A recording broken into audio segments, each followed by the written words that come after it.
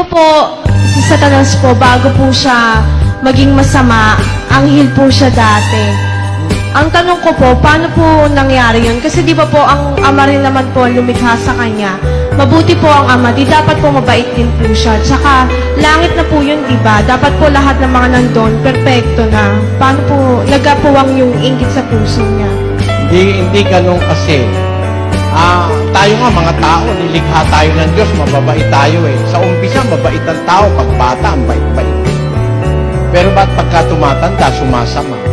Hindi ang Diyos ang may kasalanan, na may kasalanan tayo rin. Kasi binigyan tayo ng tinatawag na freedom o kalayaan o free will. Meron tayong kalayaang mamili.